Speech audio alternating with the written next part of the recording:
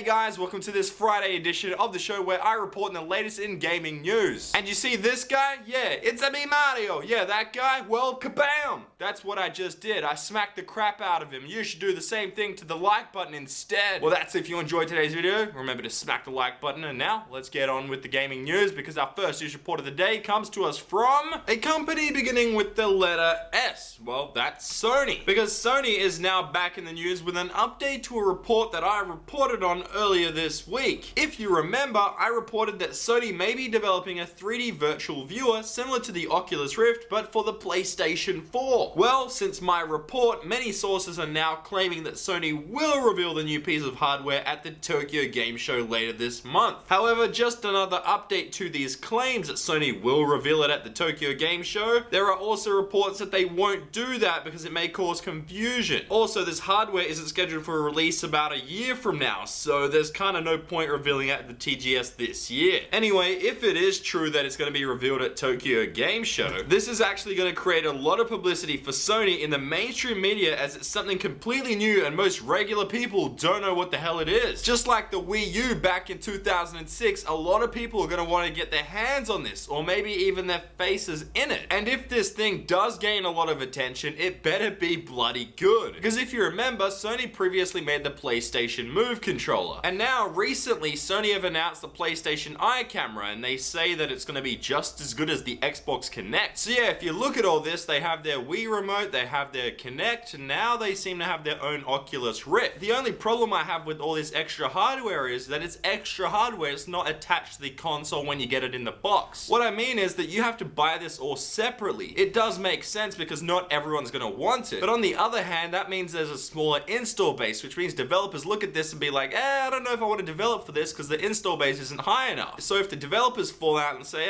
we don't want to develop for this, it becomes a useless product. And then you just have this thing sitting on your shelf doing nothing, just like my PlayStation Move controllers are right now. And don't get me wrong, I'm really excited to see where this thing does go, but I'm also really nervous for Sony because it seems like they have all these great ideas, but not bundling it with their consoles seems like a really bad idea. Luckily though, there is a bright side to this story and it's not all sad news. And speaking of sad news, I will get there in a second, but just hold on a second. Because the bright side of this story is that the PlayStation Eye camera is going to actually work with this 3D personal viewer. Well, that's what the reports are saying. So that means if that is true, the PlayStation 3D viewer connecting with this eye camera, it means that it's going to actually be more accurate than the Oculus Rift. Well, that's potentially more accurate. We don't know just yet. Oh, and the reason it'll be more accurate is because you have the damn thing on your head, you're moving around, plus you have a camera tracking you. So yeah, it's a lot more accurate. However, we don't actually know anything for now. It's just all speculation. We have to wait until Tokyo Game Show later this month, and until Tokyo Game Show, we have something known as the sad news. Sad news! What the fuck?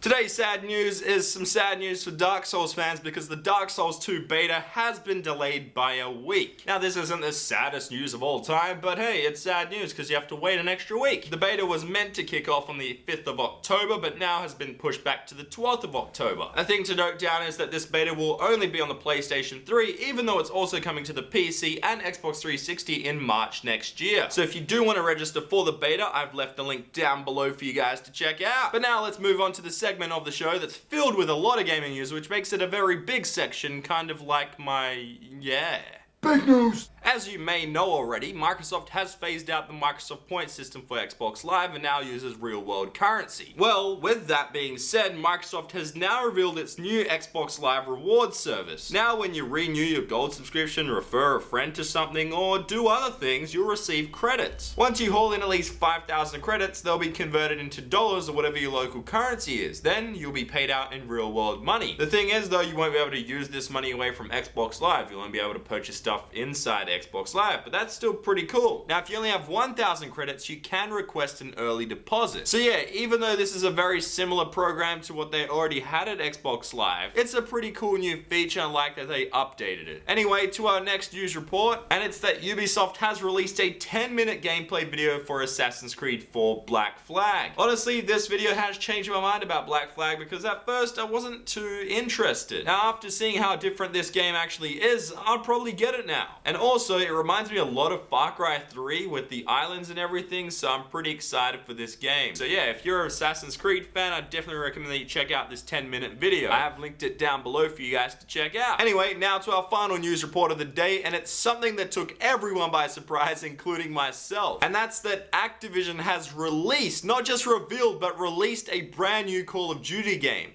Yes, like right now, today, right now at this very moment, you can get a brand new Call of Duty game. However, there is a key factor to point out, and it's that this Call of Duty game is only for iOS devices. This means that you can't get it on your console, and it's only for Apple devices like the iPhone, iPad, and iPod Touch. Anyway, yeah, I just realized that I completely forgot to mention the name of this game, and it's called Call of Duty Strike Team. It's available on the App Store today and goes for about $7, actually $7.50 to be specific. And if you live in the UK, it's about £5. Now, one final thing to point out is that it's a 1.31 gigabyte download, so you may have to delete some of them bytes, you know? Anyway, if you do pick up the new Call of Duty game on the iOS, make sure you tell me what it's like. I'm thinking about picking it up myself, so yeah, let me know. And just before Gorilla Man does interrupt me with his question, we have one final thing to report on. It's not technically gaming news, but it's about my gaming channel. If you guys know, I have a channel called The Gorilla Cage. It was meant to be a community channel, but now it's actually transitioning to my gaming channel. A lot of you guys have been asking to do face cam gaming videos. So yeah, now the Gorilla Cage is going to be my gaming channel. Hopefully you guys do enjoy it. The reason it's not a community channel anymore, it was hard to get content, hard to get good content onto the channel. So now you guys get a lot more of me every single day playing all sorts of games. Also, I will be playing GTA 5 on there, so look out for that. Alright, if you want to subscribe to my gaming channel, I have linked it down below. It's the Gorilla Cage link. Anyway, that's it for the show today, because Gorilla Man is here with his question. Thanks, Gorilla Man. Okay, guys, the question is, what is the most overpowered weapon in video game history? So put your answer down below in the comment section. Click up on the next show. If you enjoyed today's video, make sure you smack the like button, because I'm ChampChong, Max Australia. Here to answer the previous question.